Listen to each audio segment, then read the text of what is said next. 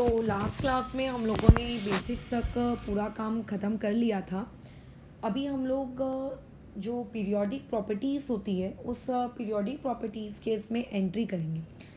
अभी टोटल इस चैप्टर में तुम्हें बेसिकली 4 टाइप की पीरियोडिक प्रॉपर्टीज़ के बारे में पढ़ना है। जो पहली पीरियोडिक प्रॉपर्टी रहेगी वो आप लोगों के पास रहेगा एटॉमिक रेडियस, ठीक है, जो हम लोग ऑब्वियसली कल से स्टार्ट करेंगे। बहुत इंटरेस्टिंग टॉपिक है। अच्छा, सेकंड उसके बाद आएगा आयनाइजेशन एनर्जी। थर्ड उसके बाद आएगा आप लोगों के पास इलेक्ट्रॉन गेन एंथैल्पी करके, ठीक है। अच्छा, और उसके बाद चौथी प्रॉपर्टी आएगी इलेक्ट्रोनेगेटिविटी। ये टोटल हम लोगों को 4 पीरियोडिक प्रॉपर्टीज़ पढ़नी है। अब इनका हम लोग ट्रेंड पढ़ेंगे, लेकिन ये जो चारों पीरियोडिक प्रॉपर्टीज़ है एक बहुत ही इम्पॉर्टेंट फैक्टर पे डिपेंड करती है। That factor is known as आप लोगों का जेड इफेक्टिव, या फिर आज के टॉपिक का जो नाम है इफेक्टिव न्यूक्लियर चार्ज। मतलब अगर किसी इंसान को इफेक्टिव न्यूक्लियर चार्ज ये टॉपिक समझ गया है तो ये ऑब्वियस है कि उसके बाद जो आगे आने वाले टॉपिक्स रहेंगे, atomic radius, ionization energy, electron gain enthalpy, electronegativity, वो बहुत आसानी से रिलेट करके उन सब चीज़ों को कैसा समझा जा सकता है या फिर क्लियर किया जा सकता है। अच्छा, तो अभी जैसे यहाँ पे अपन देखते हैं करके, तो पहले हमें अभी समझना है कि what do you mean by the effective nuclear charge. तो इफेक्टिव न्यूक्लियर चार्ज को जानने से पहले कुछ बेसिक्स चीज़ों को जानते हैं। वैसे तुम लोगों को ये सारी बातचीत पता है, बट फिर भी एक बार रिवाइज कर लेते हैं अच्छे से, क्योंकि उसको कलेक्ट करके नहीं पता है। इंडिविजुअल लेवल पर सबको सब कुछ पता है, ठीक है। कभी ना कभी बचपन में आप लोगों ने भी इस चीज़ को रीड किया है, पढ़ा है, इसीलिए पता तो तुमको भी है। अब एक एटम का हम लोग स्ट्रक्चर देखते हैं। ऑब्वियसली मैं मॉलिक्यूल के स्ट्रक्चर के बारे में बात नहीं कर रही हूँ। मॉलिक्यूल का बारे में हम लोगों की बातचीत नेक्स्ट चैप्टर में होगी, दैट इज केमिकल बॉन्डिंग। तो अगर आपके पास एक मैं सिंगल इलेक्ट्रॉन वाला एक एटम ले लूँ, जो कि हम लोगों की दुनिया में हाइड्रोजन है, बराबर। तो इमेजिन अगर मेरे पास एक सिंगल इलेक्ट्रॉन का एक एटम है, तो उसके सेंटर में आप लोगों के पास होता है इस तरीके से न्यूक्लियस, ठीक है। न्यूक्लियस के अंदर ऑब्वियसली प्रोटॉन्स और न्यूट्रॉन्स होते हैं। फिलहाल मैंने हाइड्रोजन लिया है तो न्यूट्रॉन तो नहीं होगा, बट प्रोटॉन होगा करके। एंड न्यूट्रॉन पे क्योंकि कोई चार्ज नहीं होता है, वो न्यूट्रल होता है, तो अगर कोई पूछेगा कि न्यूक्लियस के ऊपर अगर चार्ज है तो वो चार्ज किसकी वजह से होता है, आप लोगों के इस सब पॉजिटिव चार्ज होता है वो भी प्रोटॉन की वजह से। अब उसके आजू बाजू, न्यूक्लियस के आजू बाजू आप लोगों को बहुत सारे ऑर्बिट्स मिलते हैं, ठीक है। बहुत सारे आप लोगों को ऑर्बिट्स मिलते हैं। लेट्स से आप लोगों का ऑर्बिट नंबर 1, क्योंकि मैं हाइड्रोजन की बात कर रही हूँ, तो इस ऑर्बिट में मात्र एक इलेक्ट्रॉन होगा। अब ऐसा तो है नहीं करके कि उसके आजू बाजू और ऑर्बिट्स नहीं है। ऑर्बिट्स तो देखो इनफाइनाइट होते हैं, बट फिलहाल वो सारे के सारे ऑर्बिट जो हैं वो क्या है, आप लोगों के खाली पड़े हैं। ये जस्ट मैंने एक करके लिया है, डायग्राम बना लिया कि बाकी ऑर्बिट्स तो हैं, लेकिन वो ऑर्बिट्स आप लोगों के क्या पड़े हुए हैं, खाली पड़े हुए ऑर्बिट से करके, ठीक है। ओके, तो अभी होता कैसा है कि जब आपके पास ये सिंगल इलेक्ट्रॉन स्पीशीज़ होती है, तो ये सिंगल इलेक्ट्रॉन स्पीशीज़ में आप लोग करते क्या हो करके, आप लोगों के पास क्या रहता है सिंगल इलेक्ट्रॉन स्पीशीज़ में, आपका ये इलेक्ट्रॉन के ऊपर का निगेटिव चार्ज और ये जो आपका न्यूक्लियस है, उस न्यूक्लियस में प्रोटॉन्स की वजह से पाया जाने वाला पॉजिटिव चार्ज, इन दोनों के बीच में एक electrostatic force of attraction exist करता है, ठीक है। इन दोनों के बीच में क्या एग्जिस्ट करता है, इलेक्ट्रोस्टैटिक फोर्स ऑफ अट्रैक्शन। अब इलेक्ट्रोस्टैटिक फोर्स ऑफ अट्रैक्शन की फॉर्मूले से वैल्यू निकालना भी हम जानते हैं। ये ऑलरेडी मैंने बताया हुआ था, I think distance of closest approach last chapter पढ़ाते वक्त, वो अभी हमारे काम का नहीं है करके। इलेक्ट्रोस्टैटिक फोर्स ऑफ एक अट्रैक्शन एग्जिस्ट करता है। लेकिन ये अभी जो मैं बात कर रही थी, ये सिंगल इलेक्ट्रॉन स्पीशीज़ के बारे में बात कर रही थी, ठीक है। SES मेरे द्वारा इन्वेंट किया हुआ शॉर्ट फॉर्म, ठीक है, सिंगल इलेक्ट्रॉन स्पीशीज़। यहाँ पे सिर्फ और सिर्फ एक ही चीज़ एग्जिस्ट कर रही थी, और वो एग्जिस्ट करने वाली चीज़ थी आपका only FOA, that is force of attraction. यहाँ पे आप लोगों का एग्जिस्ट कर रहा था। अब मान लेते हैं मैं कोई एक मल्टी इलेक्ट्रॉन स्पीशीज़ कंसिडर करना चाहती हूँ। मैं क्या करना चाहती हूँ, मल्टी इलेक्ट्रॉन स्पीशीज़ कंसिडर करना चाहती हूँ। तो जब मैं मल्टी इलेक्ट्रॉन स्पीशीज़ कंसिडर करूँगी, तो देखो मल्टी इलेक्ट्रॉन स्पीशीज़ कंसिडर करते वक्त होगा कैसा कि आप लोगों के पास ये जो आप लोगों के ऑर्बिट्स वगैरह हैं, इन ऑर्बिट्स में सिर्फ मात्र एक इलेक्ट्रॉन तो रहेगा नहीं, है ना। इनके पास सिर्फ एक इलेक्ट्रॉन तो रहेगा नहीं, इनके पास तो और भी बहुत सारे इलेक्ट्रॉन्स होंगे। तो let us draw that electrons. तो ये मान लेते हैं एक इलेक्ट्रॉन और है, यहाँ पे आप लोगों का कुछ ऑर्बिट है, इसके पास कुछ इलेक्ट्रॉन्स हैं, ये इलेक्ट्रॉन्स उसके पास रखे हैं, ये बाहर। अच्छा, अंदर वाले की कैपेसिटी 8 होती है, मैंने अभी फ़िलहाल वहाँ 5 बनाए हैं। ओके, तो ये माप मैंने एक मल्टी इलेक्ट्रॉन स्पीशीज़ ले ली। तो in case of multi electron species, अब ये देखो चीज़ होगी कैसा आप लोगों के पास। सबसे इम्पॉर्टेंट चीज़ कि अभी भी यहाँ पर आप लोगों के इलेक्ट्रॉन, जैसे अगर मैं इस पर्टिकुलर इलेक्ट्रॉन को कंसिडर करूँ, ये इलेक्ट्रॉन मेरे कंसिडर का है, मैं इस इलेक्ट्रॉन को कंसिडर करना चाहती हूँ। अगर मैं इस इलेक्ट्रॉन पे ध्यान दूँ तो इस इलेक्ट्रॉन का इस न्यूक्लियस के साथ बीच में क्या लग रहा होगा करके, फोर्स ऑफ अट्रैक्शन एग्जिस्ट कर रहा होगा, क्योंकि न्यूक्लियस आपके उस इलेक्ट्रॉन पे फोर्स ऑफ अट्रैक्शन नहीं लगाएगा क्या? लगाएगा, ऑब्वियसली लगाएगा। फोर्स ऑफ अट्रैक्शन किसकी वजह से होगा? ड्यू टू प्रोटॉन्स होगा, है ना। फोर्स ऑफ अट्रैक्शन किसकी वजह से होता है? ड्यू टू प्रोटॉन्स होता है। तो due to protons and the because negative charge आप लोगों का वहाँ पे क्या होगा करके, एक फोर्स ऑफ अट्रैक्शन एग्जिस्ट कर रहा है।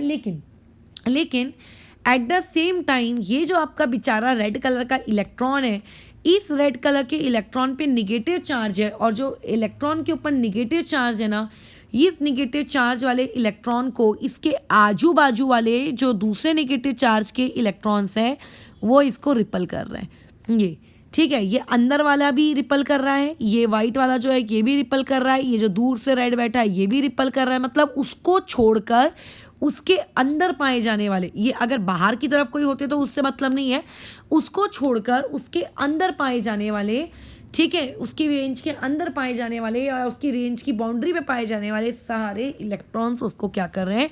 निगेटिव चार्ज की वजह से रिपल्शन दे रहे हैं।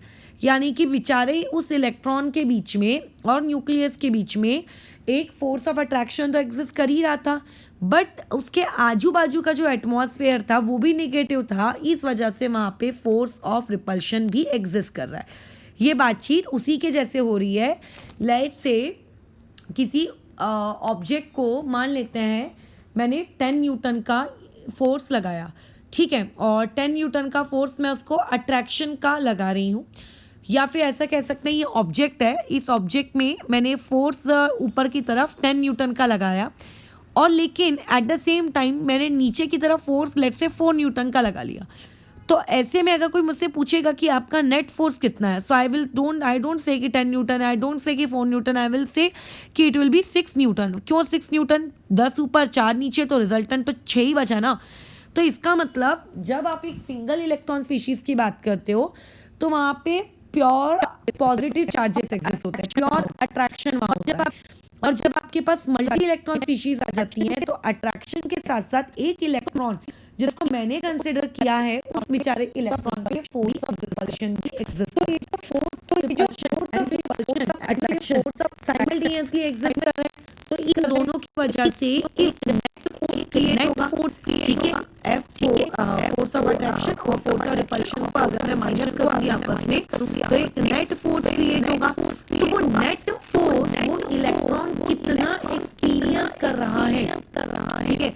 The net force experience by that electron is known as आपका Z इफेक्टिव और Z स्टार। दोनों सिंबल से आप डिनोट कर सकते हो, अलग अलग बुक्स में आपको अलग अलग तरीके से देखने को मिलेगा। Z इफेक्टिव वाला तरीका थोड़ा ज्यादा कॉमन है, ठीक है। तो यानी कि what do you mean by Z effective, कि अगर आप एक मल्टी इलेक्ट्रॉन स्पीशीज के पास हो तो मल्टी इलेक्ट्रॉन स्पीशीज में न्यूक्लियस और उस पर्टिकुलर इलेक्ट्रॉन के बीच में क्या एग्जिस्ट करता है? एक आप लोगों का अट्रैक्शन एग्जिस्ट करता है। लेकिन अगर उसी इलेक्ट्रॉन के आजू बाजू अगर और इलेक्ट्रॉन्स हैं तो वो इलेक्ट्रॉन्स उसको क्या करते हैं? रिपल्शन फील करवाते हैं। तो अभी वो इलेक्ट्रॉन कुछ अट्रैक्शन भी फील कर रहा है, कुछ रिपल्शन भी फील कर रहा है।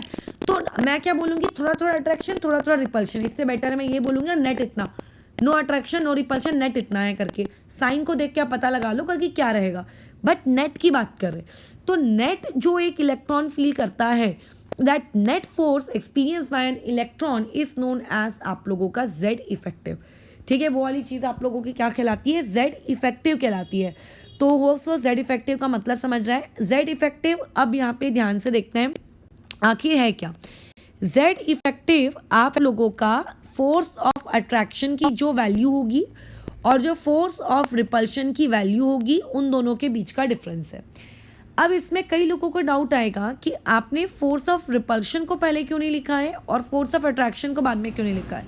तो देखो, आपका जो न्यूक्लियस है, उस न्यूक्लियस के आजू बाजू जो ऑर्बिट्स में इलेक्ट्रॉन जमे हुए हैं, एकदम आजू बाजू में चिपक चिपक के मस्त बैठे हुए हैं, हाँ, उससे अटैच्ड है। वो क्यों है उससे अटैच, रीज़न क्या है उनके उस न्यूक्लियस के आजू बाजू गोल गोल अटैच रहने का? वो है उन लोगों का आपका पॉजिटिवली चार्ज न्यूक्लियस।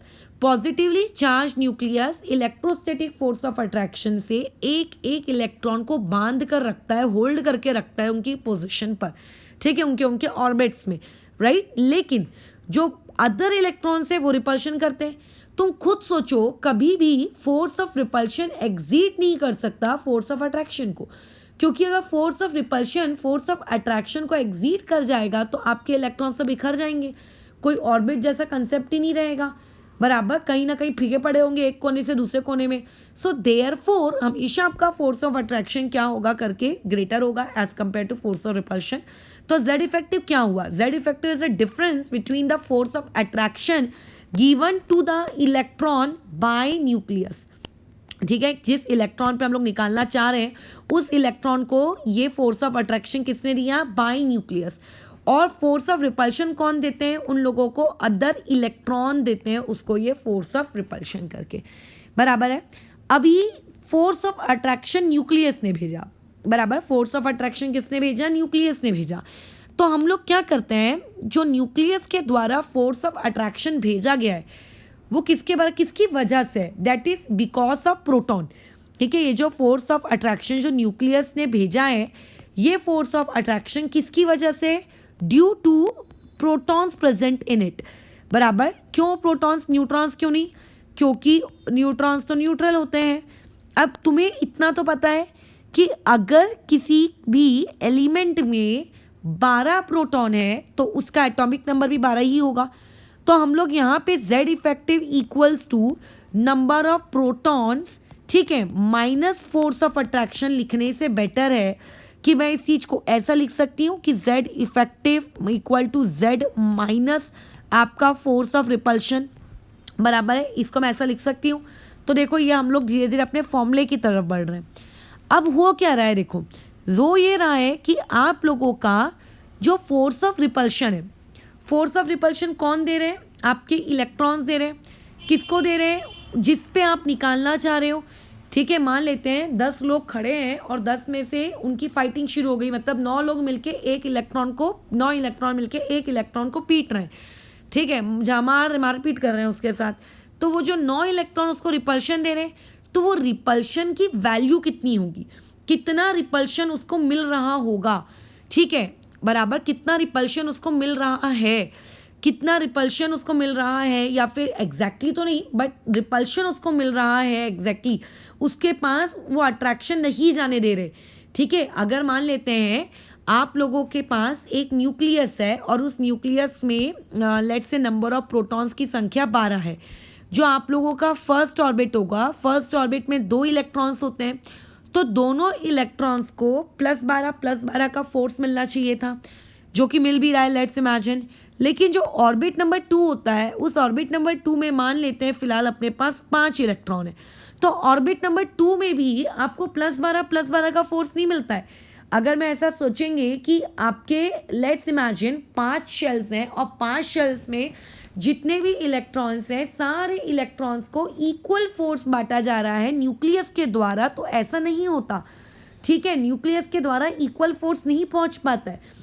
सबसे ज़्यादा फोर्स ऑफ अट्रैक्शन अगर किसी इलेक्ट्रॉन को मिलता है तो वो मिलता है आपके सबसे पहले शेल को, यानी कि n = 1 को। फिर जैसे जैसे आप n = 2 से जाते हो दूर दूर दूर दूर दूर, तो न्यूक्लियस जो फोर्स भेजता है वो फोर्स क्या हो जाता है करके, वो धीरे धीरे आखिरी तक पहुँचते पहुँचते क्या हो जाता है, आपका कम हो जाता है। द रीज़न, क्या हम इसको प्रैक्टिकल लाइफ से समझ सकते हैं? बिल्कुल समझ सकते हैं। कैसे? इमेजिन करो, बीच में कोई प्ले चल रहा है, ठीक है, कोई नाटक वगैरह चल रहा है, जैसे कॉलेजेस वगैरह में प्ले होते हैं, कोई लोग रोड्स पे भी प्ले करते हैं अवेयरनेस को लेकर, सर्टेन इश्यूज़ को लेकर। लेट्स से एक प्ले चल रहा है, भीड़ ने एक सर्कल बनाकर उसके आजू बाजू खड़ी हो गई।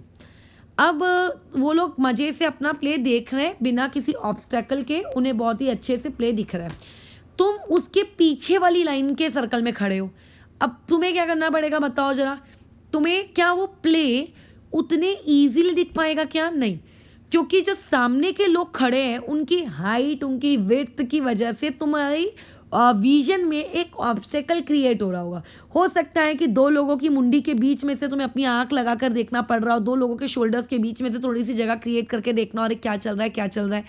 इन द सेंस कि जैसे जैसे आप दूर जाओगे आपकी विजन जो हिंडर्ड हो रही है ना, आप उतने क्लियरली नहीं देख पा रहे हो, आपको ऑब्स्टेकल दिख रहे हैं, हो सकता है किसी का बाल दिख रहा हो, किसी के कान दिख रहे हो, राइट, कुछ भी दिख रहा हो, लेकिन प्ले उतना साफ साफ नहीं दिख रहा है। तो ऐसा ही होता है आप लोगों के एटम के अंदर। न्यूक्लियस जो फोर्स लगाता है वो फोर्स आपके पहले शेल को बराबर मिलता है, एकदम 100% मिलता है। कुछ केसेस में दूसरे शेल को भी 100% मिलता है, लेकिन तीसरे शेल में जाते जाते, चौथे शेल में जाते जाते, पांचवें शेल में जाते जाते आप लोगों का जो फोर्स उस इलेक्ट्रॉन को मिलना चाहिए वो 100% नहीं मिलता, वो कम हो जाता है। क्यों कम हो जाता है? क्योंकि उस तक पहुंचते पहुंचते उससे पहले वाले जो लोग हैं, उस पहले वाले लोगों ने क्या कर लिया बताओ करके, आधे से ज़्यादा फोर्स खुद रख लिया, और जो बचा कुचा था वो आपके आखिरी वाले को पास कर दिया। बराबर, आखिरी वाले को क्या कर दिया उन्होंने? पास कर दिया, बाकी उन्होंने अपने पास रख लिया और बचा कुचा तुम तक दे दिया। लेट्स इमेजिन तुम्हारे घर में 10 बच्चे हैं, सबकी एज एक ईयर्स के डिफरेंस में है, इमेजिन आउट। तो ऐसे केस में अगर कोई खाने की मिठाई, मतलब से मिठाई का डब्बा आया जिसमें वैराइटीज ऑफ मिठाई रखी है, तो सबसे पहला ऑर्डर ये चल रहा है कि क्या होगा, जो छोटा बच्चा होगा घर में उसको मिलेगा, और उसके बाद इंक्रीजिंग ऑर्डर में आखिरी में जो सबसे बड़ा होगा उसको मिलेगा। तो पहला वाला क्या करेगा, उसको जितना जितना चाहिए होगा वो सब रख लेगा, ऑलमोस्ट वो पूरा भी रख सकता है, ठीक है, उसने अपने सब पसंद का रख लिया। उसके बाद जो बचा हुआ मिठाई के डब्बे में जो उसकी पसंद की मिठाइयाँ नहीं थी उसने छोड़ दी और अपने नेक्स्ट बड़े भाई या नेक्स्ट बड़ी बहन को दे दिया करके कि रखो तुम। फिर उसमें से उसको जो अच्छा लग रहा होगा वो रख लेगा। ऐसे करते करते इमेजिन करते अगर तुम तक वो डब्बा पहुंचा और तुम लास्ट मेंबर हो तो तुम्हें क्या मिलेगा? हो सकता है कुछ मिले भी ना, बराबर, डब्बा ही खाली हो जाए, या मिला भी तो शायद मुश्किल से 1 टुकड़ा 2 टुकड़ा या फिर छोटा बहुत बाइट मिल जाए। तो ऐसा ही न्यूक्लियस करता है। न्यूक्लियस के नियर बाय में जो इलेक्ट्रॉन्स होते हैं वो इलेक्ट्रॉन्स अपने सारे न्यूक्लियस के द्वारा जो फोर्स ऑफ अट्रैक्शन लगाया जा रहा है वो अपने तक ही रख लेते हैं। आगे के फर्दर दूर मौजूद शेल्स तक वो न्यूक्लियस का फोर्स पहुंचने नहीं देते। यानी कि अगर मैं ये कहूँगी कि लेट्स से ये पिंक कलर का एक इलेक्ट्रॉन यहाँ दूर कहीं पड़ा है, तो ये जो अंदर के शेल में जो ये इलेक्ट्रॉन्स हैं, ये अंदर के शेल वाले इलेक्ट्रॉन क्या करेंगे, फोर्स आ रहा है उस पिंक वाले इलेक्ट्रॉन तक हम फोर्स नहीं जान देंगे, सारा फोर्स हम खुद रख लेंगे। तो वो लोग क्या करेंगे, एक शील्ड के जैसे बिहेव करेंगे। किसके जैसे बिहेव करेंगे? शील्ड। जब लोग युद्ध पे जाते थे तो अपने चेस्ट पे वो पहन के जाते थे लोहे का, या फिर हाथों में उनके पास ऐसा रहता था, बड़ा सा गोल सा ऐसे हाथों में बांध के ऐसे प्रोटेक्ट करने के लिए खुद को। तो आप तुम कह सकते हो कि ये फोर्स ऑफ अट्रैक्शन जा रहा था बाहर। तो ये जो इस पिंक इलेक्ट्रॉन से पहले के जो इलेक्ट्रॉन से उस इलेक्ट्रॉन ने क्या सोचा कि नहीं, पिंक इलेक्ट्रॉन तक हम फोर्स ऑफ अट्रैक्शन नहीं जाने देंगे, भले ही वो उसके फायदे के लिए जा रहा हो, बट उन्होंने बोला कि नहीं हम नहीं जाने देंगे, सारा फोर्स ऑफ अट्रैक्शन हम रख लेंगे करके। और उसके बाद क्या किया करके उन्होंने उसको पिंक इलेक्ट्रॉन तक उतना फोर्स ऑफ अट्रैक्शन पहुंचने नहीं दिया। सो वी विल कॉल कि जो इनर इलेक्ट्रॉन्स है, पिंक से पहले के जो इलेक्ट्रॉन्स है, they are acting as a shield और they are acting as a screen, and this effect is known as आप लोगों का शील्डिंग इफेक्ट।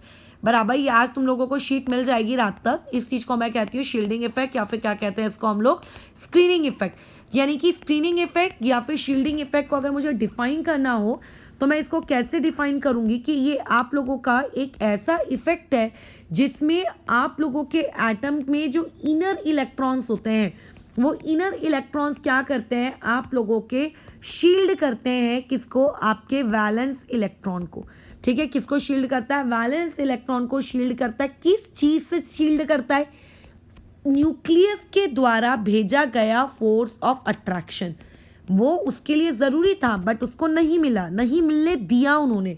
ठीक है, नहीं मिलने दिया। और इसी फिनोमेना को हम लोग क्या कहते हैं आप लोगों का, शील्डिंग इफेक्ट कहते हैं, बराबर। ये वाली जो चीज़ है, ये वाली चीज़ आप लोगों की क्या कहलाती है करके, शील्डिंग इफेक्ट, या फिर तुम इसे क्या कहोगे, स्क्रीनिंग इफेक्ट। तो किस इलेक्ट्रॉन ने कितना शील्ड किया, बराबर, किस इलेक्ट्रॉन द्वारा कितनी शील्डिंग की गई। तो या फिर मान लेते हैं n=1 ने कितना शील्ड किया, लेट्स से n=3 तक आपको फोर्स पहुंचने नहीं देना है, तो शील्ड कौन करेंगे, n=1 करेंगे, n=2 करेंगे। तो n=1 और n=2 दोनों ने मिलकर कितना शील्डिंग की, that shielding is known as, आप लोग is denoted by the symbol sigma. इसे हम लोग आप लोगों के 3 नाम से जानते हैं। पहला नाम होता है स्लैटर्स कांस्टेंट, ठीक है, या फिर तुम इसको कह सकते हो आप लोगों का शील्डिंग कांस्टेंट, या फिर तुम इसको ये भी कह सकते हो कि ये तुम लोगों का क्या है करके, स्क्रीनिंग कांस्टेंट है, बराबर। शील्डिंग कांस्टेंट, स्लैटर्स कांस्टेंट, या फिर इसको क्या कहोगे आप लोगों का, स्क्रीनिंग कांस्टेंट। यानी कि ये सिग्मा बेसिकली किस चीज़ को मतलब इम्प्लाइज कर रहा है, किस चीज़ को इम्प्लाई कर रहा है करके, ये इस चीज़ को इम्प्लाई कर रहा है कि आपके इनर इलेक्ट्रॉन ने आखिर किस हद तक और कितने एक्स्ट्रा मतलब कितनी शील्डिंग की ताकि वो बाहर वाले को इलेक्ट्रॉन ना मिल पाए। इन्हीं इनर इलेक्ट्रॉन्स की वजह से इसी सिग्मा को मैं कहूँगी कि ये मेरा एक तरीके से क्या है, फोर्स और रिपल्शन है। फोर्स और रिपल्शन मतलब उसको अट्रैक्ट होने नहीं दे रहे ना, उसके अट्रैक्शन को कम कर रहे हैं। तो यहाँ पे जो ये ऊपर हमने फॉर्मूला लिखा था ना, Z effective equal to Z minus force of attraction, so we will replace that force of attraction by the symbol sigma. तो Z इफेक्टिव का फॉर्मूला हमारे पास बनकर आ गया कितना, Z माइनस आपका सिग्मा, जहाँ पे Z का मतलब होता है सिंपली तुम लोगों का एटॉमिक नंबर, या फिर ज़्यादा स्टैंडर्ड भाषा में बोलना है तो इसको हम लोग बोलेंगे न्यूक्लियर चार्ज। न्यूक्लियर चार्ज का मतलब न्यूक्लियस के ऊपर कितना पॉजिटिव चार्ज है। अब चाहे कैटायन बनाओ, चाहे अनायन बनाओ, या चाहे न्यूट्रल एटम रखो, प्रोटॉन्स को कभी कोई फर्क नहीं पड़ता। सो nuclear charge will always remain same I whether it is sodium और इट इज सोडियम प्लस, ठीक है, फर्क तो प्रोटॉन को पड़ता है। तो ये हो गया पहला 2 पॉइंट। सबसे पहले जैसे आज कॉपी में जब नोट्स कॉपी खोलोगे तो नोट्स कॉपी में जब अपनी हेडिंग दोगे effective nuclear charge, effective nuclear charge के बाद पहला पॉइंट अपना ये दे देना कि इलेक्ट्रॉन और प्रोटॉन की वजह से इलेक्ट्रोस्टैटिक फोर्स ऑफ अट्रैक्शन होता है। पॉइंट नंबर 2 देना, in single electron species only force of attraction exist. ये हो गया पॉइंट नंबर 2। उसके बाद पॉइंट नंबर 3 क्या दोगे कि अगर एक मल्टी इलेक्ट्रॉन स्पीशीज आप ले रहे हो तो फोर्स ऑफ अट्रैक्शन और फोर्स ऑफ रिपल्शन दोनों होता है। तो हम ये कहते हैं कि एफ नेट उसने कुछ फील कर रहा है, that F net is known as what, आप लोगों का ये कहते हैं Z effect. This will be point number 4। Point number 5 में सीधा बस इतना लिखना करके ये वाला पॉइंट, ये पॉइंट नंबर 5, ये नीचे की बकवास वगैरह लिखने की नीड नहीं है। हाँ लगे तो पॉइंट नंबर 5 में इसको लिख दो और पॉइंट नंबर 6 में इसको लिख दो, ये वाली चीज, बीच का कुछ लिखने का ज़रूरत नहीं है। पॉइंट नंबर 7 में आ जाओ, पॉइंट नंबर 7 में अपनी हेडिंग दे देना करके, या फिर कोई नीड नहीं हेडिंग की, ये डेफिनेशन, और डेफिनेशन के बाद ये सिग्मा के प्रवचन, ठीक है। अच्छा, तो ये हो गया हमारा पॉइंट नंबर 7। पॉइंट नंबर 8 में आते हैं कि पॉइंट नंबर 8 देखो हम लोगों का क्या है। देखो अभी पॉइंट नंबर 8 के बारे में एक छोटा सा प्रवचन है। आपके पास 4 प्रकार के ऑर्बिटल होते हैं, SPDF। उन 4 प्रकार के ऑर्बिटल में से एक ऑर्डर चलता है। क्या ऑर्डर चलता है कि आप लोगों का जो S ऑर्बिटल होता है, उस S ऑर्बिटल का जो शील्डिंग इफेक्ट होता है वो सबसे ज़्यादा अच्छा होता है एज कंपेयर टू अदर, और सबसे वर्स्ट किसका होता है, आपके F का। तो इस बेसिस पर ये ऑर्डर आपको याद रखना है, और इस बेसिस पर एक पॉइंट मैं लिखवाती हूँ जो तुम लोगों को आगे काम आएगा। गुड शील्डिंग इफेक्ट की अगर बात की जाए तो गुड शील्डिंग इफेक्ट प्रोवाइड करता है S और P, और अगर पुअर शील्डिंग इफेक्ट की बात की जाए तो पुअर शील्डिंग इफेक्ट तुम लोगों को प्रोवाइड करता है D एंड F, ठीक है। तो ये शील्डिंग इफेक्ट, स्क्रीनिंग इफेक्ट हो गया हमारा ख़त्म। मान लेते हैं कल को तुमसे बोला गया कि आपको Z इफेक्टिव की कैलकुलेशन करनी है, ये तुमसे क्वेश्चन आ गया। तो देखो Z इफेक्टिव की कैलकुलेशन की तो जा सकती है Z minus sigma, but the fact is हमें सिग्मा की वैल्यू कौन बताएगा, है ना। सिग्मा की वैल्यू हमें बताने के लिए कौन अवेलेबल है। तो एक्चुअल में एक रूल है, that rule is known as आप लोगों का स्लैटर्स रूल। ठीक है, वो क्या होता है, आप लोगों का स्लैटर्स रूल होता है। स्लैटर्स रूल की मदद से हम लोग क्या करते हैं, उस सिग्मा की वैल्यू कैलकुलेट करते हैं। स्लैटर्स रूल हम लोगों के पास है और वो स्लैटर्स रूल की मदद से हम क्या करते हैं, सिग्मा की वैल्यू कैलकुलेट करते हैं। और जैसे ही हम सिग्मा की वैल्यू कैलकुलेट करते हैं तो सिग्मा की वैल्यू कैलकुलेट करने के बाद आप उसको z में से माइनस कर दो, तो देयरफॉर आपको z इफेक्टिव वहाँ पे क्या हो जाएगा, मिल जाएगा करके। ठीक है, z इफेक्टिव क्या होता है, वो होता है z यानी कि एटॉमिक नंबर माइनस सिग्मा। तो सिग्मा हम स्लैटर्स रूल से कैलकुलेट करेंगे और स्लैटर्स रूल से कैलकुलेट कर लेने के बाद उसको z में से तुम सबट्रैक्ट कर दोगे तो वो वाली चीज़ आप लोगों की क्या कहलाएगी करके, z इफेक्टिव। पॉइंट नंबर 1 है स्लैटर्स रूल के बारे में कि स्लैटर्स रूल के ड्रॉबैक्स हैं। ठीक है, स्लैटर्स रूल के ड्रॉबैक्स हैं। ये कोई तुम लोगों का हार्डकोर रूल नहीं है कि स्लैटर रूल एकदम एग्जैक्ट था करके, बराबर। स्लैटर रूल कुछ भी एग्जैक्ट नहीं था, ये एक बहुत ही जुगाड़ू किस्म का रूल है जो आप लोगों का फॉलो होता है और कई जगह फॉलो नहीं भी होता है। बाद में जब हमारे पास एडवांस टेक्नोलॉजीज आ गई तो बाद में हम लोगों ने करके उन एडवांस टेक्नोलॉजीज़ की मदद से कैलकुलेशन शुरू किए।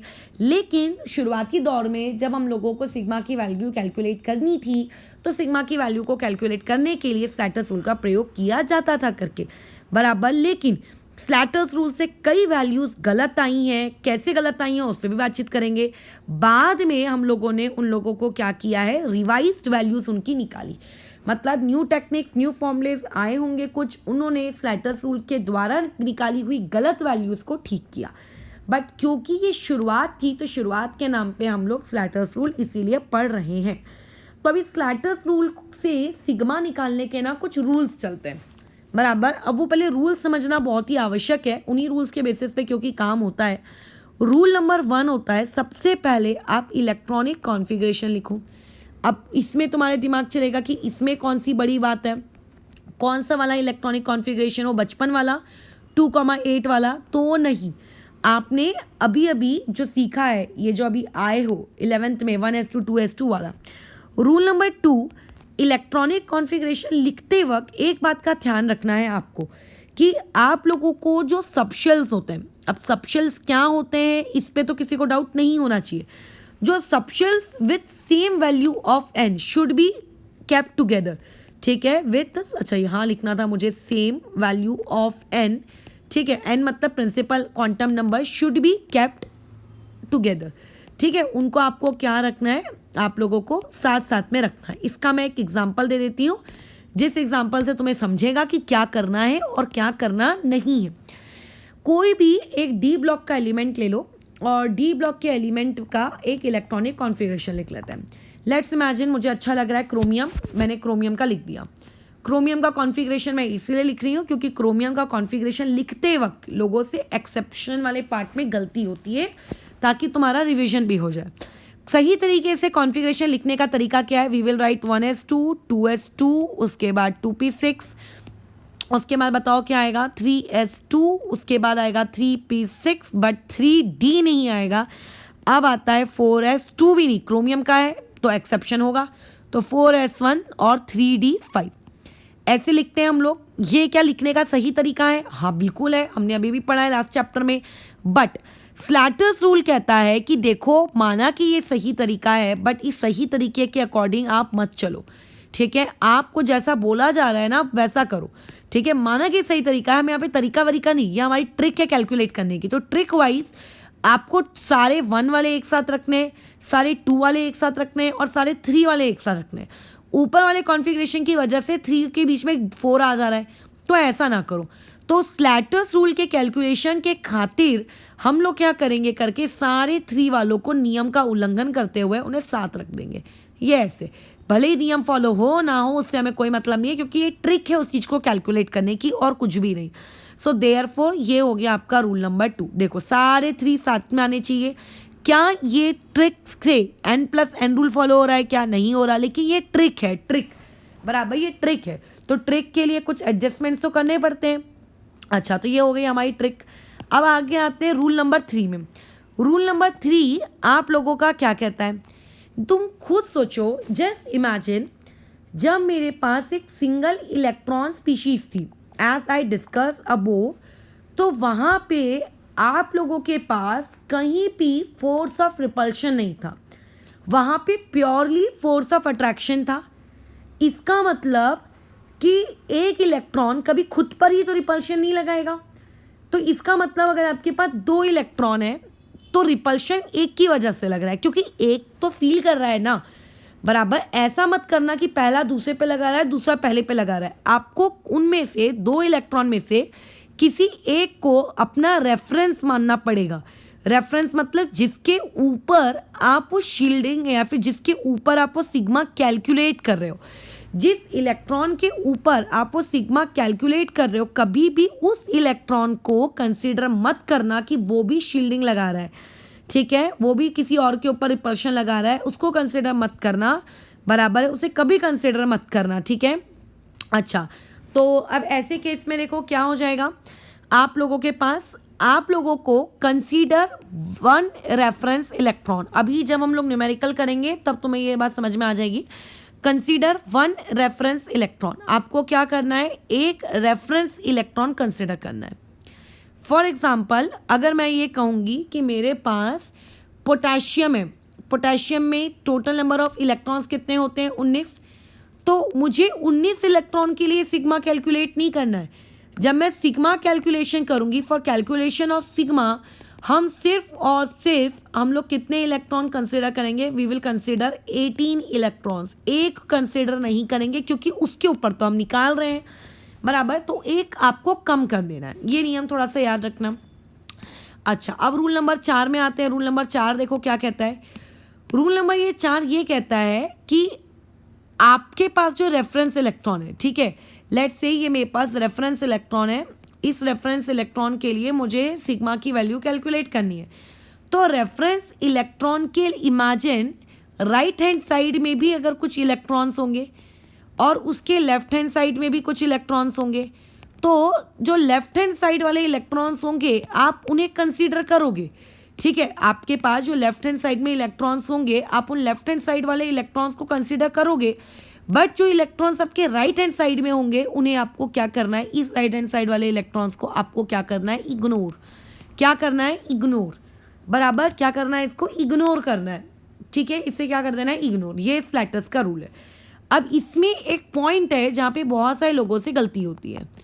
फॉर एग्जाम्पल, अगर कोई मुझसे कहेगा क्रोमियम का कॉन्फ़िगरेशन मैंने लिया हुआ है, क्या है क्रोमियम का configuration, 1s2 2s2 2p6 3s2, उसके बाद 3p6 4 नहीं लेना है, 3d5 4s1। किसी ने मुझे कहा कि आपका जो रेफरेंस इलेक्ट्रॉन है वो रेफरेंस इलेक्ट्रॉन आप लो 4s, तो मुझे क्या करना है, 4s के राइट में जितने भी होंगे उनको इग्नोर करना है। तो 4s के देखो राइट में तो कुछ भी नहीं है, बराबर, कैलकुलेशन में सब कुछ मेरे 4s के लेफ्ट में ही है। तो आप क्या करोगे, कितने इलेक्ट्रॉन्स को कंसीडर करोगे, इतने इलेक्ट्रॉन्स आप कंसीडर करोगे, इसको भी इवन कंसीडर नहीं करोगे क्योंकि एक कम करना पड़ता है, ठीक है। और जिसका कंसीडर करने को बोला जा रहा है, जिसको रेफरेंस इलेक्ट्रॉन लेने को बोल रहा है, उसी का कम करना है। तो एक में से एक कम कर दोगे तो 0 बचेगा, तो यानी कि सिग्मा इन लोगों की वजह से कैलकुलेट होगा। बट अगर मान लेते हैं तुम्हें तुम्हारे टीचर ने कहा कि नहीं करके आपको 3D कैलकुलेट करना है, पेपर वाले ने 3D के लिए आप सिग्मा कैलकुलेट करो, तो क्योंकि तुम्हें 3D के लिए सिग्मा कैलकुलेट करना है, तो ऐसे केस में अब आप लोगों को सिग्मा कैलकुलेट करने के लिए 4s की आवश्यकता नहीं है, बराबर, आपको 4s की आवश्यकता नहीं है। 4s आपके कोई भी काम का नहीं है, ठीक है। 4s को इग्नोर करेंगे, 4s1 में जो भी इलेक्ट्रॉन है उसको हम लोग सीधा सीधा क्या कर देंगे, इग्नोर, कैंसिल आउट। सिग्मा के कैलकुलेशन के लिए सिर्फ इतने इलेक्ट्रॉन्स हमारे काम में आएंगे, सॉरी यहाँ 5 होना चाहिए, और उसमें से भी इसमें से रिमूव 1, इसमें से आपको एक क्या कर देना है, माइनस करके रखना है, ठीक है, ये कंसिडर करेंगे। अब सबसे इंपॉर्टेंट चीज़ जहाँ लोगों से गलती होती है वो देखो, अब बात आती है 3p की।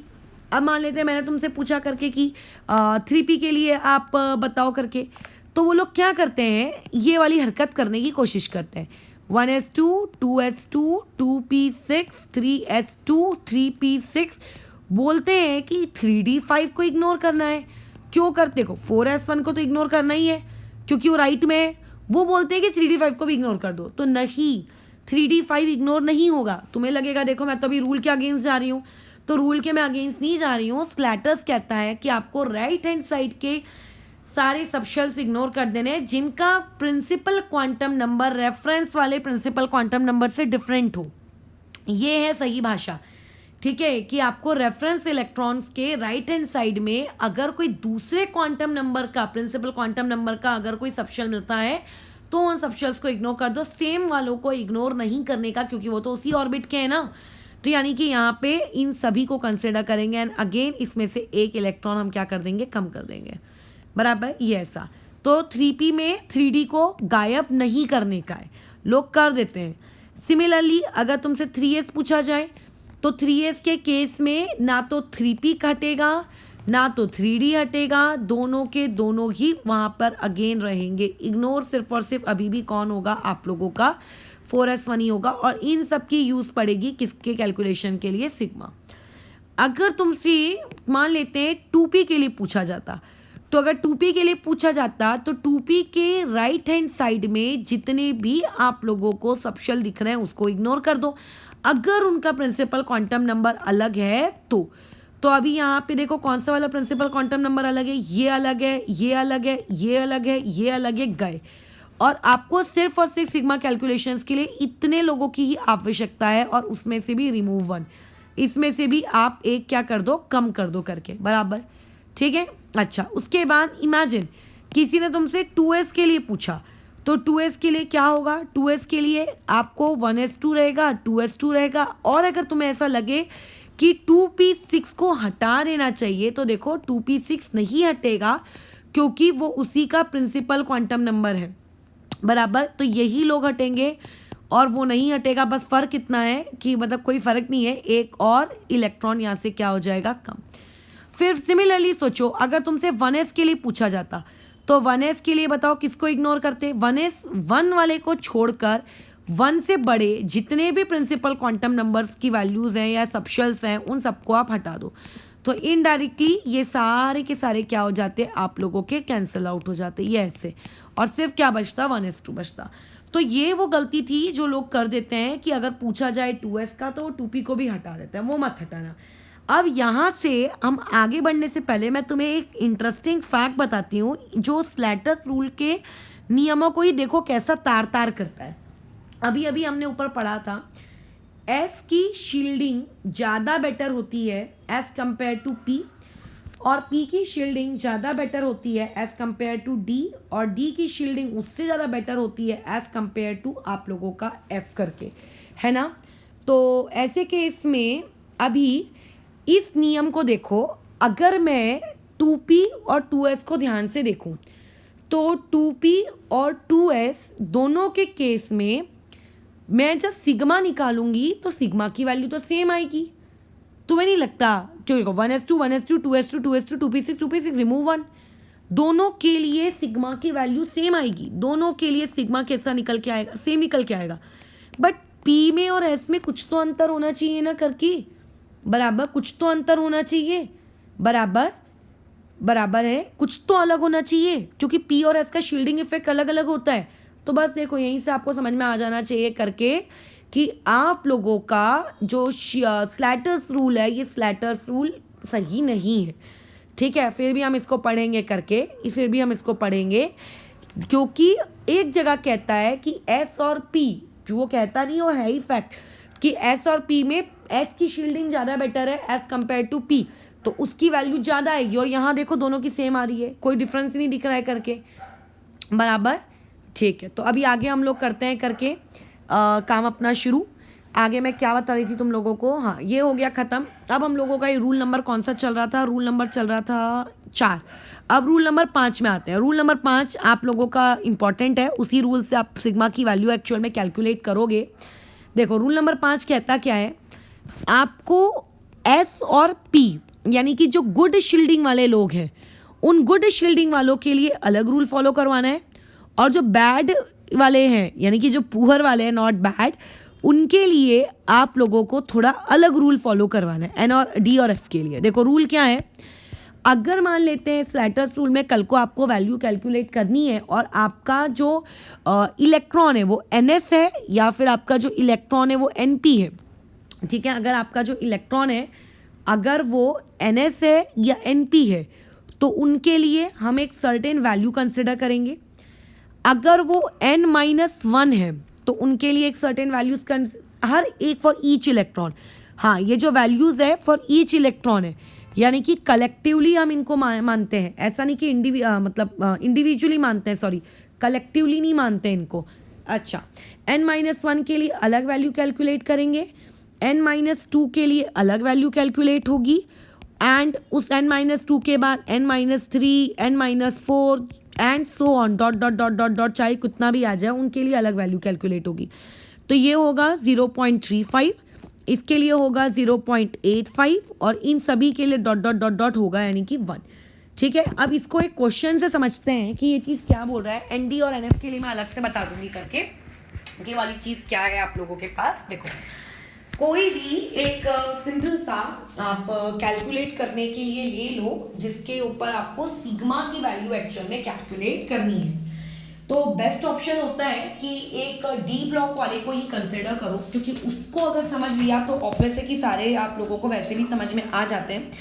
तो इमेजिन करते मैंने एक आयरन का ले लिया, आयरन का जो एटॉमिक नंबर होता है वो एटॉमिक नंबर होता है 26, ठीक है।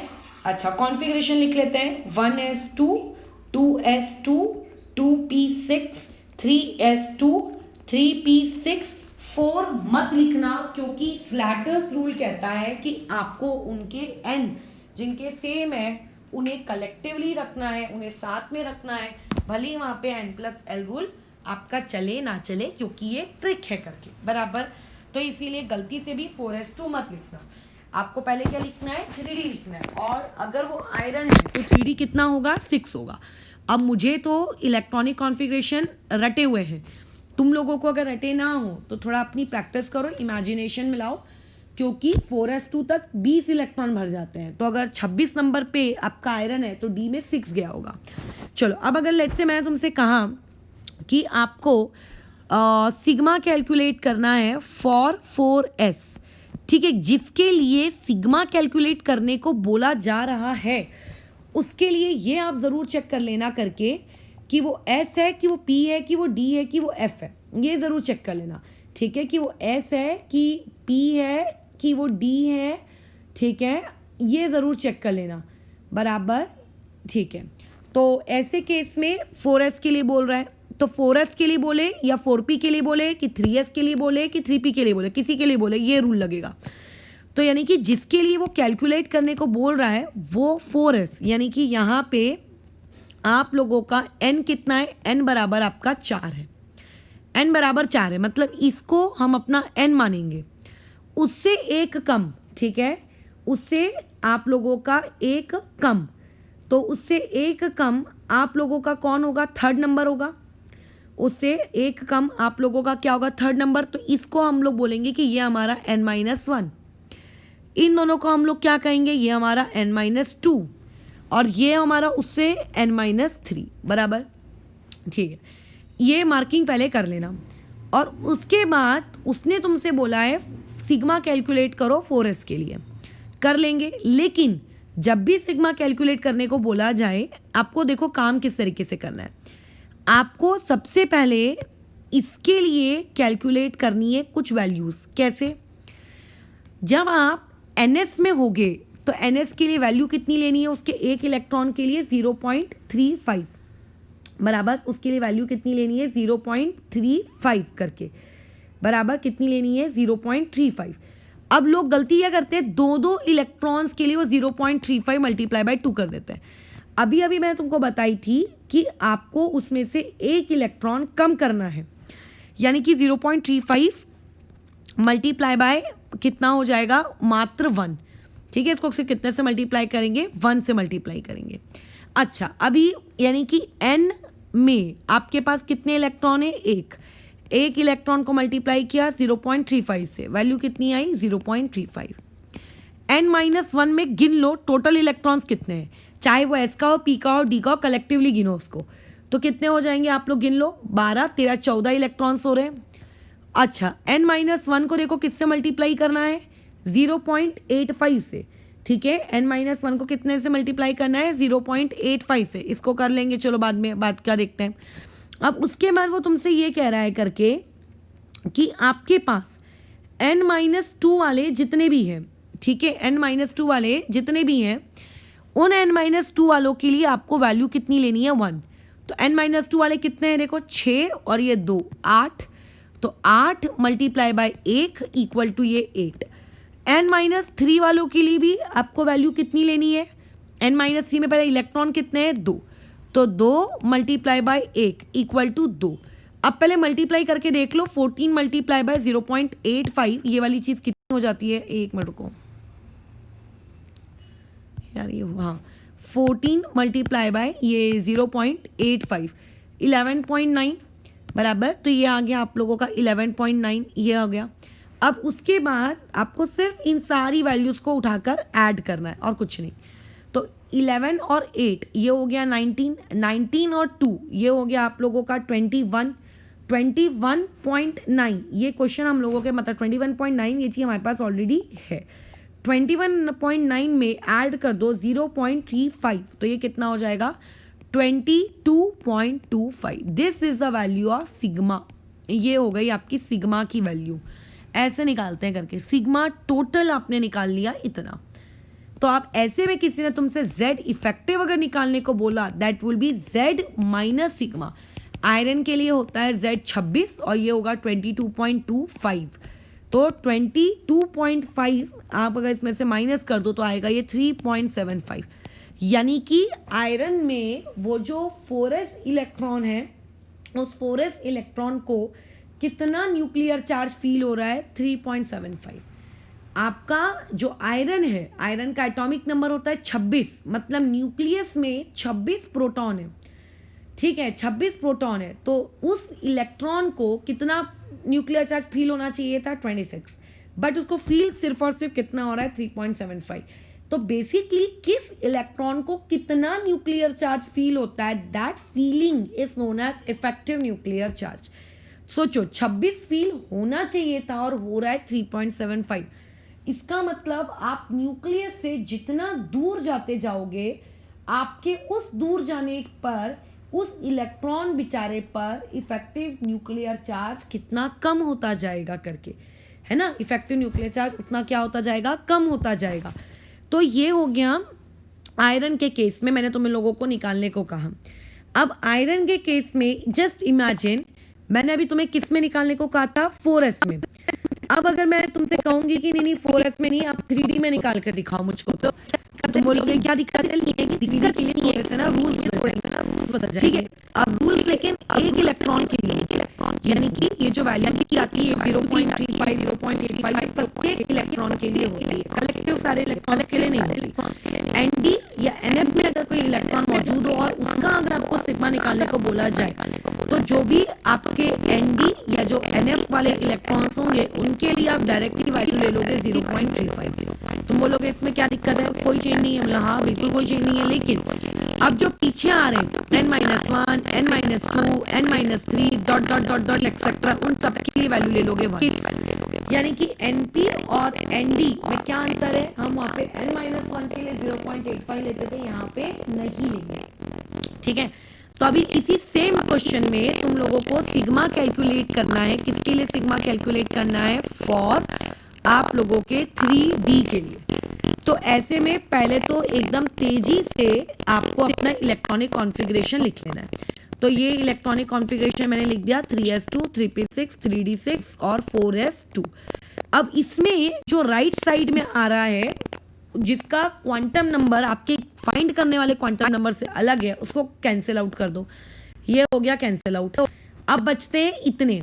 अब इनमें पट मार्किंग कर लो एकदम स्पीड में, ठीक है, कि कौन n है। तो देखो इस पूरे को हम n कहेंगे, बराबर। सिर्फ जिसको कैलकुलेट करना है उसको n नहीं, n एक्चुअल में प्रिंसिपल क्वांटम नंबर को कहा जाता है। तो उस प्रिंसिपल क्वांटम नंबर से रिलेटेड जितने भी सबशेल दिखे सब आपके n है। उसके बाद उनसे एक कम ये n-1 है, उनसे एक कम n-2 है। तो अगर कोई पूछेगा कि आपके n-2 में कितने इलेक्ट्रॉन्स हैं, तो तुम बोलोगे n-2 में मात्र 2 इलेक्ट्रॉन्स है, 1s2 दिख रहा है। अगर कोई पूछेगा कि n-1 में कितने इलेक्ट्रॉन्स हैं, हम बोलेंगे 8 इलेक्ट्रॉन्स हैं, 2s2 2p6 दोनों में मिला के 8। कोई पूछेगा कि n में कितने इलेक्ट्रॉन है, तो गधे के समान 14 मुंह ना खोल देना।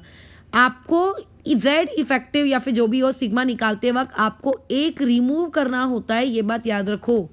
यानी कि 6 7 8 8 और वो 5, यानी कि कितना हुआ करके आप लोगों के पास 13। तो n में से कितने इलेक्ट्रॉन है, 13। तो n-2 के लिए अगर आपको सिग्मा कैलकुलेट करना है 1 से मल्टीप्लाई, कितना हो जाएगा 2। n-1 के लिए भी 1 से मल्टीप्लाई, कितना हो जाएगा 8। और 13 को कितने से मल्टीप्लाई, 0.35 से मल्टीप्लाई। तो देख लेते हैं मल्टीप्लाई करके कितना आ जाता है। 13 मल्टीप्लाई बाय 0.35, तो ये 0.35 मल्टीप्लाई बाय 13, तो ये हो गया 4.55। ठीक है, तो ये आ गया आपका 4.55। अब देखो कितना हो गया इसका एडिशन, 8 9 10 और उसके बाद कितना 14.55। तो ये अगर कोई तुमसे पूछे सिग्मा कितना, तो तुम बोलोगे सिग्मा बराबर 14.55। लेकिन अगर किसी ने तुमसे पूछ लिया कि यहाँ पे आप हमें ये बताओ करके कि Z इफेक्टिव कितना, तो जो भी उसका एटॉमिक नंबर है उस एटॉमिक नंबर से आप उसको क्या कर दो, सब्ट्रैक्ट कर दो। तो ये देखो कितना आ जाएगा 11.45। अब अपनी छोटी सी खोपड़ी चलाओ कि जब तुमको 3D का निकालने को बोले तो 11.45 आया, और जब 4S का निकालने को बोले तो 3.75 आया। तो तुम सोचो सिर्फ एक एन चेंज करने से कितना बड़ा आपको डिफरेंस दिख रहा है। ठीक है, कितना बड़ा आपको डिफरेंस दिख रहा है। तो इस तरीके से हम लोगों ने आज के प्रवचन में Z इफेक्टिव का मतलब समझा है, आप लोगों ने कैसे उसको कैलकुलेट करना है ये सीखा है। अभी कुछ नोट्स पे बात कर लेते हैं। आगे जब हम लोग कल के टॉपिक में एटॉमिक रेडियस पढ़ेंगे तो ये बहुत ज़्यादा हेल्पफुल होने वाला है ये वाला टॉपिक। उससे बहुत सारे एक्सेप्शन भी समझने हैं हमको, जिनके गिव रीजंस, असर्शन रीजनिंग या फिर ट्रू फॉल्स बहुत ज़्यादा फेमस होते हैं वो क्वेश्चंस। वो देखो क्या है, पहला मतलब वो कल पढ़ेंगे, अभी देखो क्या है। इसी तरीके से आपका जो स्लैटर है, स्लैटर ने एक पीरियड कंसिडर किया। लेट्स से वो तुम्हारा फ्लोरीन क्लोरीन नाइट्रोजन वाला पीरियड में प्रत्येक एलिमेंट का उसने क्या किया करके आप लोगों का Z इफेक्टिव कैलकुलेट किया। पहले सिग्मा कैलकुलेट किया, सिग्मा में से माइनस किया, और उसके बाद उसने क्या किया, आप लोगों का Z इफेक्टिव कैलकुलेट करने की काम शुरू किया। फिर जब वो Z इफेक्टिव वगैरह कैलकुलेट किया तो वो ये पाता है कि लेट्स इमेजिन कि अगर मेरे पास ये बोरॉन है, फिर कार्बन है, फिर नाइट्रोजन है, ऑक्सीजन है, फ्लोरीन है और नियॉन है करके बराबर, ये मेरे पास कुछ वैल्यूज़ हैं। वो ये देखता है कि हम लोग मूवमेंट कहाँ कर रहे हैं, from left to right. From left to right का मतलब होता है we are moving along the period. ठीक है, हम लोग कैसे मूव कर रहे हैं, अलॉन्ग पीरियड। तो वो ये बताता है कि अलॉन्ग द पीरियड जाने पर जो Z इफेक्टिव की वैल्यू होती है, वो Z इफेक्टिव की वैल्यू आप लोगों की इंक्रीज हो रही है। ठीक है, उसने डेटास निकाले, उसने वैल्यूज़ निकाली और तुम लोगों को एक स्टेटमेंट दिया कि जब आप लेफ़्ट टू राइट जाते हो तो आप लोगों की जो Z इफेक्टिव की वैल्यू है, वो Z इफेक्टिव की वैल्यू आपकी क्या हो रही है, इंक्रीज हो रही है। तो यहाँ से हम लोगों ने एक अपना नियम लिख दिया करके ओके करके Z इफेक्टिव जो होता है आप लोगों का इंक्रीज होता है फ्रॉम लेफ़्ट टू राइट वाले मूवमेंट में क्या होता है करके इंक्रीज, ये हम लोगों ने लिख दिया। ये हम लोगों का रूल बन गया। ठीक है, कि जैसे जैसे आप नियॉन तक जाओगे वैसे वैसे आपका Z इफेक्टिव बढ़ेगा। मतलब वो जिस इलेक्ट्रॉन पे यूजुअली हम लोग Z इफेक्टिव किस पे निकालते हैं, वैलेंस इलेक्ट्रॉन पे निकालते हैं। निकाल तो आप किसी पे भी सकते हो, 1s वाले पे भी निकाल सकते हो, बट काम का क्या है, काम का होता है वैलेंस इलेक्ट्रॉन पे निकालना। क्यों वैलेंस इलेक्ट्रॉन पे निकालना हमारे काम का होता है, क्योंकि जितनी भी पीरियोडिक प्रॉपर्टीज़ है, एटॉमिक रेडियस, आयनाइजेशन एनर्जी, सब की सब आखिरी इलेक्ट्रॉन के रिस्पेक्ट में देखी जाती हैं, अंदर वाले इलेक्ट्रॉन के रिस्पेक्ट में कभी भी देखी नहीं जाती। तो देयरफॉर हम लोग जब भी Z इफेक्टिव निकालते हैं या जिस भी Z इफेक्टिव की वैल्यू की बातचीत की जा रही है करके कि Z इफेक्टिव बढ़ रहा है पीरियड में जाने पर, तो वो Z इफेक्टिव वैलेंस इलेक्ट्रॉन के रिस्पेक्ट में देखा जाता है, ना कि इनर इलेक्ट्रॉन्स के रिस्पेक्ट में देखा जाता है। तो जैसे जैसे आप पीरियड में मूव करते हो तो पीरियड में आप लोगों का क्या होता है करके, वो जो वैलेंस इलेक्ट्रॉन है उस वैलेंस इलेक्ट्रॉन में आप लोगों का क्या होता है करके Z इफेक्टिव इंक्रीज होता है। जेड इफेक्टिव इंक्रीज हो रहा है का मतलब क्या होता है कि आप लोगों का force of attraction on valence electron increase हो रहा है। जो वैलेंस इलेक्ट्रॉन होता है उस वैलेंस इलेक्ट्रॉन को अच्छा खासा फोर्स ऑफ अट्रैक्शन क्या हो रहा है, फील हो रहा है करके, टाइटली उसको पकड़ के रखा जा रहा है करके, है ना। जेड इफेक्टिव मतलब क्या, फोर्स, तो फोर्स ऑफ अट्रैक्शन ज़्यादा है।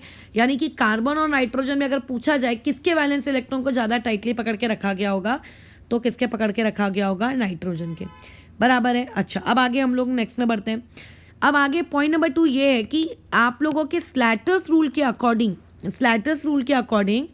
आप लोगों का जो जेड इफेक्टिव होता है, ठीक है, अगर मैं स्लैटर्स रूल की बात करूँ तो अलोंग द ग्रुप का मतलब होता है टॉप टू बॉटम, ठीक है। टॉप टू बॉटम की अगर हम बात करें तो कोई भी आप एलिमेंट उठा लो, उस एलिमेंट में जाकर आप क्या करो, आप वैल्यू कैलकुलेट करो, ठीक है, किसकी, सिग्मा की, जेड इफेक्टिव की। तो आप ये देखते हो करके कि Z effective along the group अगर मैं स्लैटर्स रूल के अकॉर्डिंग निकालूं, ठीक है, तो वो ये कहता है करके कि इट रिमेन्स ऑलमोस्ट कांस्टेंट। यहाँ पे वर्ड कौन सा प्रयोग किया जा रहा है, ऑलमोस्ट कांस्टेंट। ऑलमोस्ट कांस्टेंट का मतलब क्या होता है, ऑलमोस्ट कांस्टेंट का मतलब ये होता है कि वैल्यू 3 नहीं आ रही होगी। मतलब अगर मैं 3 को एक वैल्यू कंसिडर कर लूँ तो वैल्यू 3 नहीं आ रही होगी। वैल्यू कैसी आ रही होगी, वैल्यू आ रही होगी 3, फिर एक की आ रही होगी 2.99, फिर एक की आ रही होगी 2.989, ऐसा कुछ, ठीक है। तो इस वजह से Z effective along the group आप लोगों का क्या रहता है, ऑलमोस्ट कांस्टेंट रहता है, ठीक है। आपका ऑलमोस्ट क्या रहता है, कांस्टेंट चलता है। तो ये हम लोगों के स्लैटर्स रूल के हम लोगों ने कुछ क्या कर लिए, आप लोगों के नियम बना के रख लिए करके, बराबर है। तो अभी लेकिन अभी इस नियमों के अकॉर्डिंग अगर मैं कुछ रूल्स क्रिएट करूँ तो रूल्स देखो क्या है, रूल्स ये है, तुम खुद सोचो। हम लोग वैसे ये चीज़ कल पढ़ेंगे, बट अभी for a short instance of time आप ये सोचो कि अगर एटॉमिक रेडियस कैलकुलेट करना है, जो आपने 10th में पढ़ा है उस जानकारी के अनुसार न्यूक्लियस से लेकर आप लोगों के वैलेंस इलेक्ट्रॉन तक के डिस्टेंस को हम एटॉमिक रेडियस कहते हैं। वैसे तो आप हर चीज़ का एटॉमिक रेडियस निकाल सकते हो, बट एटॉमिक साइज कैसे निकाला जाएगा, एटम का साइज वैलेंस इलेक्ट्रॉन और न्यूक्लियस के बीच के डिस्टेंस को कहते हैं। अब अगर मैं वैलेंस इलेक्ट्रॉन को मेरा न्यूक्लियस बहुत तेजी से अपनी तरफ खींच रहा है, फोर्स लगा रहा है, तो मेरा जो वैलेंस इलेक्ट्रॉन है वो न्यूक्लियस के करीब आएगा, और अगर वो न्यूक्लियस के करीब आएगा तो साइज श्रिंक होगा, ठीक है। क्या कहा मैंने कि अगर जेड इफेक्टिव ज़्यादा है, यानी कि फोर्स ऑफ अट्रैक्शन न्यूक्लियस के द्वारा लगाया गया ज़्यादा है, तो आपका जो वैलेंस इलेक्ट्रॉन है वो come closer toward the nucleus या come close to the nucleus वो खींचेगा। यानी कि आप ये कह सकते हो साइज आपका घटेगा, साइज श्रिंक हो जाएगा। अब अगर इमेजिन करते हैं जेड इफेक्टिव घटता है तो फोर्स ऑफ अट्रैक्शन भी घटता है, तो ऐसे केस में जो आपका वैलेंस इलेक्ट्रॉन है गो अवे, वो जहाँ है उससे भी दूर चला जाता है, तो आप कहोगे कि साइज क्या होगा, इंक्रीज हो जाएगा। तो क्या मैं ये नियम बना सकती हूँ, बल्कि यही नियम मैं कल भी बनाने वाली थी, चलो अच्छा है अभी बना लिया, कि जेड इफेक्टिव का इनवर्स में रिलेशनशिप चलता है किसके साथ, एटॉमिक साइज के साथ, बराबर। जितना ज़्यादा जेड इफेक्टिव साइज उतना ही छोटा। तो 10th क्लास में आप सीख कर आए हो कि पीरियड में जाने पे साइज घटता है। तो क्यों घटता है, क्योंकि पीरियड में जाने पे जेड इफेक्टिव क्या हो रहा है, इंक्रीज हो रहा है। जेड इफेक्टिव इंक्रीज हो रहा है तो देयरफॉर साइज क्या होता है, पीरियड में जाने पे डिक्रीज होता है, बराबर। ये तो एकदम स्लैटर रूल और आपकी ऑब्जर्वेशन एकदम फिट बैठ रही है। लेकिन आपने तो 10th में ये भी पढ़ा है कि आप लोगों के ग्रुप में जाने पर जो साइज होता है वो साइज इंक्रीज होता है। बट अगर मैं स्लैटर रूल को कंसिडर करूँ तो स्लैटर रूल के अकॉर्डिंग तो जेड इफेक्टिव ऑलमोस्ट कांस्टेंट आ रहा है। तो अगर ऑलमोस्ट कांस्टेंट आ रहा है तो देयरफॉर साइज भी आपका क्या होना चाहिए था, कांस्टेंट होना चाहिए था। बट साइज आपका कांस्टेंट नहीं है।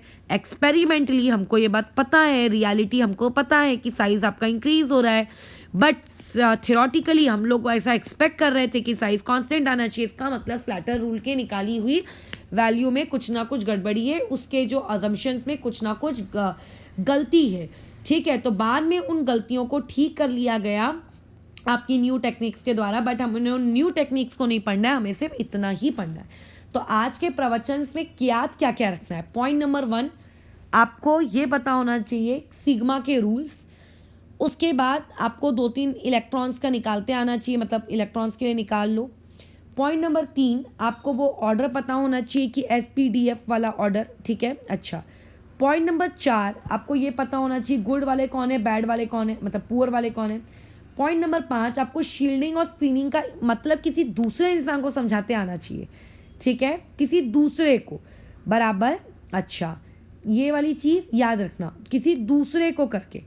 तो वो वाली चीज़ अगर तुम किसी दूसरे को समझा पा रहे हो करके, तो इसका मतलब वो तुम्हें भी समझ में आ रही है। बस खत्म। और लगे तो क्लास को एंड करते करते मैं एक क्वेश्चन ले लेती हूँ, क्योंकि मुझे लगता है कि तुम लोग कभी ना कभी इस चीज़ को फिर गलत करोगे। तुम्हें Z स्टार कैलकुलेट करना है। Z स्टार का मतलब यही होता है, क्या नाम है आपका, Z इफेक्टिव। कई बुक्स में अलग तरीके से लिखा रहता है। किसके लिए निकालना है? वैलेंस इलेक्ट्रॉन के लिए निकालना है। किसके? फ्लोरीन के लिए। फ्लोरीन के लिए कॉन्फ़िगरेशन लिखते हैं 1s2, 2s2 और 2p5। अच्छा, अब उसके बाद मैंने तुमसे बोला वैलेंस इलेक्ट्रॉन के लिए निकालना है, बराबर। तो वैलेंस इलेक्ट्रॉन कौन है आपका? ये हो गए आपके वैलेंस इलेक्ट्रॉन। वैसे तो ये दोनों ही है ना, ये है तो दोनों ही, क्योंकि वैलेंस इलेक्ट्रॉन मतलब लास्ट ऑर्बिट में कौन मौजूद होता है, तो ऑर्बिट नंबर तो दोनों का ही 2 है। चलो ठीक है, वो सब छोड़ो। अभी कैसे निकालोगे इसमें आप वैलेंस इलेक्ट्रॉन के लिए वाली चीज़, आप बताओ। तो यहाँ पे क्या हो जाएगा, आपको पहले देखना है, इसको अपना n मानो, तो ये वाली चीज़ कितनी हो जाएगी? n-1 हो जाएगी। अब अगर मैंने इसको मेरा n-1 माना, तो अच्छा, पहले अगर मैं इसको n मान रही हूँ तो कौन सा रूल लगाएंगे? SP वाला। SP के हिसाब से यहाँ पर कितने से मल्टीप्लाई करना चाहिए एक इलेक्ट्रॉन को? 0.35 से, बराबर। हाँ, 0.35 से करना चाहिए, लेकिन कितने इलेक्ट्रॉन है? 6 है, एक कम करना पड़ता है ना, तो 6 इलेक्ट्रॉन है। 0.35 मल्टीप्लाई बाय 6 प्लस किसको करेंगे? ये n-1 में। तो n-1 के लिए एक मना ले लेना, वो तो D में लेते हैं। इसमें 2 इलेक्ट्रॉन है, वो मल्टीप्लाई बाय किससे करेंगे? 0.85 से। कर लो इनका एडिशन, तो 0.85 और इसका एडिशन इसके साथ, तो ये तो कितना हो गया? 170, यानी कि 1.7, तो यही आ जाता है। और उसके बाद 6×5 = 30, 6×3 = 18, 19, 20, 21, ये आ जाएगा 2.1। इन दोनों का एडिशन किया गया, तो ये यहाँ से सिग्मा की वैल्यू कितनी आ गई? 3.8। Z निकालना है, तो Z क्या होता है? एटॉमिक नंबर माइनस आपका सिग्मा, तो ये कितना आ जाएगा? 5.2। यानी कि फ्लोरीन का जो वैलेंस इलेक्ट्रॉन है उसके पास कितना उसको फीलिंग आ रही है? उसको फीलिंग आ रही है कितने की? उसको फीलिंग आ रही है 5.2 की करके, ठीक है। तो ये वाली चीज़ है, यहाँ पे हमारा टॉपिक अभी ओवर होता है। कल हम लोग जो चीज़ पढ़ेंगे वो एक्चुअल में आप लोगों का क्या नाम था उसका, एटॉमिक रेडियस पढ़ेंगे, ठीक है। अच्छा, और मैंने तुम लोगों को कल वाला जो वीडियो था, यानी कि जो सैटरडे की क्लास थी, उसमें एक होमवर्क दिया था, उस होमवर्क को मैं डिस्कस कर लेती हूँ, ठीक है। और उसके बाद तुम देख लेना तुम्हारा आंसर वगैरह टैली हुआ है कि नहीं हुआ है करके। देखो, उससे मैंने तुमसे कहा था कि आपका एक Z है, उस Z की वैल्यू आपको नहीं पता, बट वहाँ 22 से लेके 30 के बीच में कोई भी नंबर हो सकता है। वो बोला जा रहा था कि वहाँ पे उसके मैग्नेटिक मोमेंट की जो वैल्यू होगी, मैग्नेटिक मोमेंट की वैल्यू आपको दी हुई थी 3.73, और बाकी क्वेश्चन तो तुम्हारी कॉपी में हो गई। तो देखो, मैग्नेटिक मोमेंट का फॉर्मूला क्या होता है? μ = √n×n+2। इस क्वेश्चन को करने के 2 तरीके हैं। अब मैं पहले एक नॉर्मल तरीके से डिस्कशन कर लेती हूँ, मैं इसको कैसे अप्रोच करती। आपका मैग्नेटिक मोमेंट 3.73 आ रहा है। अब तुम खुद सोचो, यहाँ पे n की आप क्या क्या वैल्यूज देखो। मैं Z = 22 हम किसको कहते हैं? स्कैंडियम को कहते हैं, ठीक है। Z = 22 हम किसको कहते हैं? स्कैंडियम को। 22 यानी कि स्कैंडियम, और 30 यानी कि होता है जिंक। अब अपने ही दिमाग में इमेजिन करो, स्कैंडियम यानी कि D में मात्र 2 इलेक्ट्रॉन, यानी कि अनपेयर्ड इलेक्ट्रॉन 22 के केस में कितने आएंगे? n = 2। स्कैंडियम के बाद 23 नंबर, यहाँ पे अनपेयर्ड इलेक्ट्रॉन बराबर कितने? आपके 3। उसके बाद आ जाओ आपके 24 नंबर पे। 24 नंबर यानी कि कौन? Scandium, titanium, vanadium. अच्छा, मैंने स्कैंडियम बोल दिया, सॉरी, टिटेनियम। उसके बाद वेनेडियम हो गया, क्रोमियम। क्रोमियम में वैलेंस इलेक्ट्रॉन बराबर कितने? 6। कैसे 6? D5 है ना वहाँ पे, बराबर, वहाँ पे D5 है, तो D5 में 5 और S में 1, यानी कि 6। वहाँ पे कितने हो जाते हैं? 6। फिर मैंगनीज में आ जाओ, वो 25, उसमें होंगे 5। 26 में आ जाओ आयरन, उसमें कितने होंगे 4। निकाल के देख लेना। 27 में कितने होंगे, इमेजिन करो अपनी आंखों के सामने। डी का डब्बा है, डी में 5 डब्बे होते हैं, 5 इलेक्ट्रॉन आपने भर दिए, बचे 2 को फिर से पेयर करने लग गए तो हो गए 7। तो कितने होंगे 3। 28 में 2, 29 में 1 और बेचारे 30 में तो हो गए 0। तो मैग्नेटिक मूवमेंट जिंक की वजह से तो होगा नहीं, क्योंकि अगर अनपेयर्ड इलेक्ट्रॉन 0 हो जाते तो आंसर 3.73 तो आता नहीं है ना। खुद सोचो, अपना दिमाग लगाओ। तो यानी कि जिंक इसका आंसर नहीं हो सकता। अच्छा, अब एक काम करो, इसमें जो ये n = 6 है, इसके लिए जरा निकाल लो एक बार आंसर। n = 6 के लिए निकालो। तो n = 6 के लिए मैंने ऐसे नहीं, n = 6 के लिए नहीं, n = 5 के लिए निकाल के देखती हूँ मैं। तो क्या होगा, n × n+2 यानी कि 5 और ये 5 + 2 तो कितना हो गया, ये 7 7 5 35। 36 का स्क्वायर रूट होता है 6, यानी कि अगर 35 है यानी कि 5 पॉइंट कुछ आता होगा। तो यानी कि n = 5 भी नहीं हो सकता, और जब n = 5 नहीं हो सकता तो n = 6 तो और भी बड़ा आएगा, तो ये भी नहीं हो सकता। अच्छा, अब n = 4 के लिए चेक करो। 4 और ये 4 + 2, 4 + 2 6, 6 6 4 24। √25 5 होता है, तो √24 तो 4 पॉइंट होगा, तो ये 4 के भी नहीं हो सकता, बचता है 3 2 1। अब अगर √1 के लिए देखूँ तो √1 के लिए अगर मैं मैग्नेटिक मोमेंट निकालूंगी तो 1 × 1 + 2 यानी कि √3 और √3 यानी कि 1.73, तो ये भी नहीं हो सकता। अब बचा क्या, बचा आपके पास एक ही ऑप्शन, और वो एक ऑप्शन है n = 3। ठीक है। अच्छा, 2 के लिए क्यों नहीं हो सकता, 2 + 2 4, 4 2 8, 2√2 यानी कि 2 × 1.414 यानी कि 2.28 कुछ आएगा, तो सिर्फ n = 3। अब n = 3 के 2 ऑप्शन है, एक 23 भी हो सकता है और एक 27 भी हो सकता है ना। तो इसका मतलब एटॉमिक नंबर आपका 23 भी आ सकता है, एटॉमिक नंबर आपका 27 भी आ सकता है, दोनों ऑप्शंस अवेलेबल हैं। अब अगर एटॉमिक नंबर 23 हुआ तो उसके लिए उसने पूछा था करके कि उसका ग्रुप नंबर बताओ, तो 23 वाले के लिए उसका जो ग्रुप नंबर होगा वो ग्रुप नंबर कितना हो जाएगा, आप लोगों का बताओ कितना रहेगा ग्रुप नंबर। उसमें ग्रुप नंबर कितना आता है वहाँ पे 23 वाले के लिए 5 है ना। 23 वाले के लिए कितना आता है 5, क्योंकि स्टार्टिंग के 2 तो एस ब्लॉक में चले जाते हैं ना, इसीलिए। पीरियड नंबर कौन सा आता है, अरे यार ये तो बहुत ही सिंपल है, 20s की लाइन में चल रहे हो, यानी कि पहली डी की ट्रांजिशन सीरीज, और पहली डी की ट्रांजिशन सीरीज 4th पीरियड में होती है।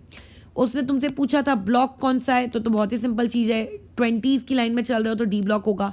27 के लिए पीरियड और ब्लॉक तो चेंज नहीं होने वाले, जो ऊपर है वही का वही रहेगा। हाँ, ग्रुप नंबर चेंज हो जाएगा, 27 के लिए ग्रुप नंबर हो जाएगा 9 बराबर, क्योंकि 7 नहीं बोलना कि 7 नंबर पे आएगा, उसके आगे स्टार्टिंग में 2 डी भी तो होते हैं, तो 2 + 7 9 होगा। तो बस ये हो गया हम लोगों का सवाल।